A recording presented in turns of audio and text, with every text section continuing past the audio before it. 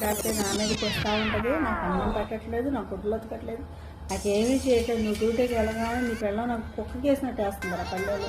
అన్నం రాత్రి మిగిలిపోయింది పెద్ద అన్నం, అవన్నీ తిని బతకమంటావా నన్ను? నేను వెళ్ళిపోతాను, నేను ఉన్నది నన్ను పంపించేసి లాస్ట్ అనాథాశ్రమానికి రాసుకుంటా, లేదా జంగారెడ్డికి రాసుకుంటా, అడుక్కు తినేవాడికి రాసుకుంటా, రోడ్డు మీద వెళ్ళేవాడికి రాసుకుంటాను. ఈ మాత్రం అసలు పొంది ఏం పెడుతున్నారో నాకు తిండి. నన్ను నీ పిల్లలకి అప్పచెప్పి పొద్దున్న సాయంత్రం వస్తున్నావు, నువ్వు వచ్చేదాకా నీ పిల్లలు నన్ను ఎలా చూస్తుందో తెలుసా?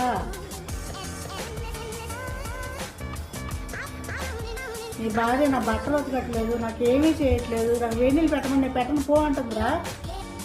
సుధా ఏంటే అమ్మకి భోజనం పెట్టడం లేదంట, రాత్రి మిగిలిపోయిన అన్నం పెడుతున్నావంట, చెద్దన్నం పెడుతున్నావంట.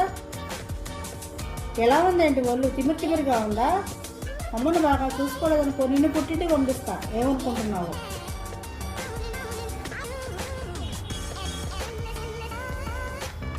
ఏమండి, నేను వేడి అన్నదే పెడుతున్నానండి మీ అమ్మకి. మీ అమ్మగారే నా మీద అన్ని అబద్ధాలు చాడీలు చెప్తున్నారండి. నేను నీళ్ళు కూడా వేడి నీళ్ళు కాచిపోస్తున్నాను, టైంకి గుడ్లన్నీ ఉతికి ఆరేసి మళ్ళీ మీ అమ్మగారికి అందజేస్తున్నాను.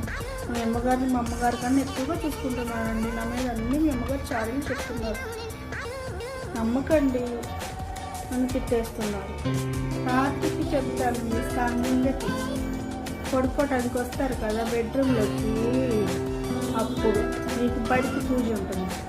ఆవిడ మాట అనేసి నన్ను ఇష్టం చెప్పడం మాట్లాడుతున్నారా?